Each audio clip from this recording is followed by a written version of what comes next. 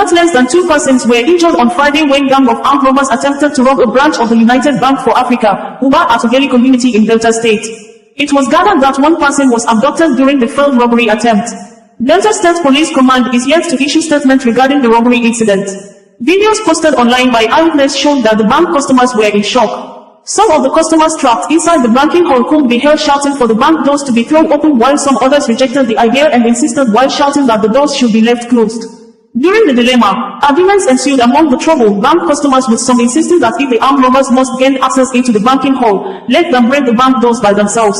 It was gathered that the police officers stationed at the bank responded, engaging the armed assailants in a fierce gunfight that prevented them from gaining entry into the building. An eyewitness accounted that the assailants had trapped a bank customer who was preparing to make a deposit and intercepted him just outside the bank premises. It could not be ascertained if the bank customer who came in to make deposit was the one taken away by the armed robbers.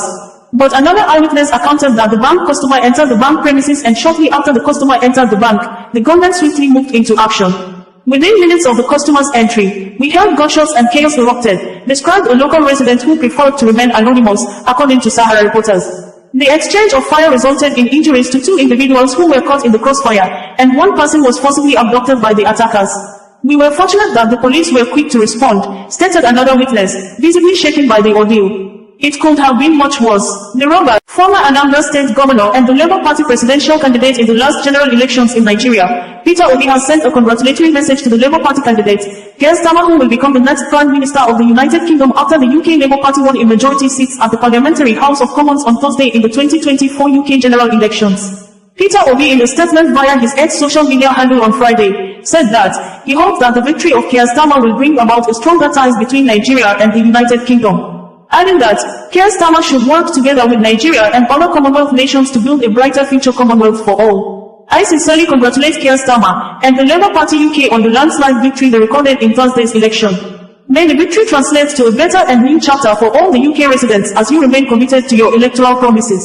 I also hope that your government will promote stronger ties between the UK and Nigeria and help in deepening our own democracy, especially during the challenging times that our nation is going through. Nigeria is grappling with issues such as insecurity, education, healthcare, and poverty, and could greatly benefit from the support of the UK. Let us work together to build a brighter future Commonwealth for all. I wish you a successful tenure, Peter Obi stated in quote. We had earlier reported that the Labour Party candidate in the 2024 general elections, Keir Starmer, has been officially declared winner after the Labour Party secured more than the required 326 seats in the House of Commons. Labour Party majority win of the UK parliamentary seats means Keir Starmer will be the next Prime Minister of the United Kingdom. Labour won the election with 410 seats, with the Nigerian Army Authority has said that its troops fighting secessionist armed groups it described as terrorists in the southeast states have arrested and killed some of the kingpins in a separate raids in Imo State. Nigerian Army said one of the kingpins of unknown gunmen is said to be members of the indigenous people of Biafra, IPOB, and its armed affiliate, Eastern Security Network, ESN, was killed while trying to reach out for his gun when troops caught him. The news statement made available by the Army Authority on Monday reads in quote thus, in a series of meticulously executed operations, troops of the Nigerian Army deployed for counter-terrorism operations in Imo State have made substantial progress in the ongoing battle against terrorism and insurgency. The troops, in collaboration with other security forces, conducted successful raids on multiple hideouts of the indigenous people of Biafra, IPOB, and its armed wing, the Eastern Security Network, ESN, leading to the arrest of key terrorist kingpins and the seizure of a significant cache of weapons and ammunition. One of the raid operations was conducted in Onu local government area, targeting notorious kingpins, namely Izuchukwu Emejuru, aka King Kong, and Chibuzo Chikwe, alias Onyema. The raid resulted in the arrest of these suspects and the confiscation of a variety of weapons, including a semi-automatic pump-action gun, a locally made gun, and a pistol. Additionally, valuable items belonging to Eze Oberu, whose palace was earlier desecrated and burnt with his belongings carted away by ESN elements, were recovered by the troops. In another decisive operation, troops raided the hideout of a suspected IPO, ESN kingpin identified as Chinderian, aka Bam Bam, in Ezeyen Okwe Umucheke, Onimo Local Government Economic and Financial Crimes Commission. EFCC has raised alarm over what it said to be a planned protest by some youths in Nigeria to take up arms against its operatives. EFCC, in a news release during the week, said the suspected group of people responsible for the planned armed protest are currently using social media to mobilize and instigate people against the commission. EFCC chairman, in another news release on Thursday, explained why Nigeria banks are not issuing credit cards to customers in the country, adding that the banks only issue debit cards due to poor rating of Nigeria as a result of cybercrimes.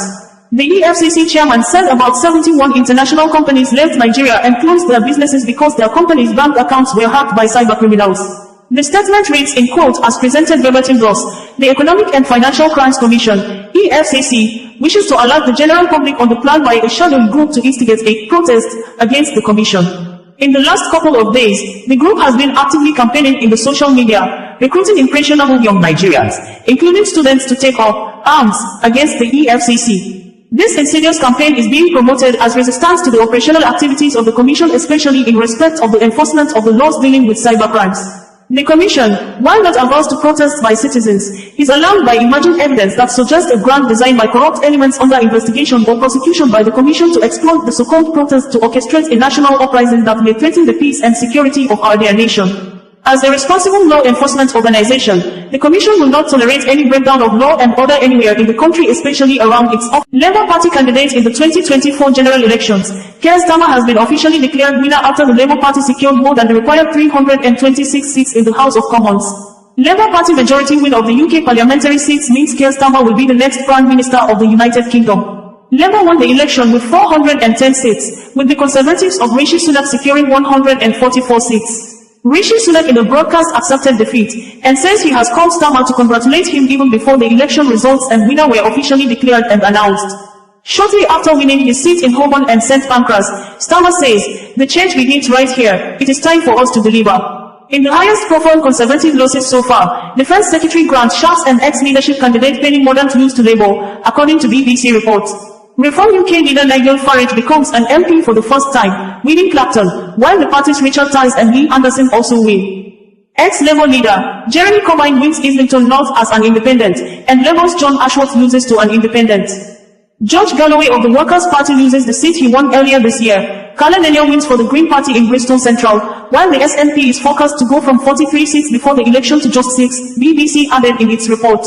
Ahead of the exit poll, Rishi Sunak stated, and in quote, "The only way to stop a high-tax Labour supermajority is to vote Conservative today. A vote for Reform or any other party will hand Keir Starmer a blank check for generations." Polls close at 10 p.m. Don't forget to bring your ID. You have 4 hours to stop a Labour supermajority. Bringing you the news in a more digital way.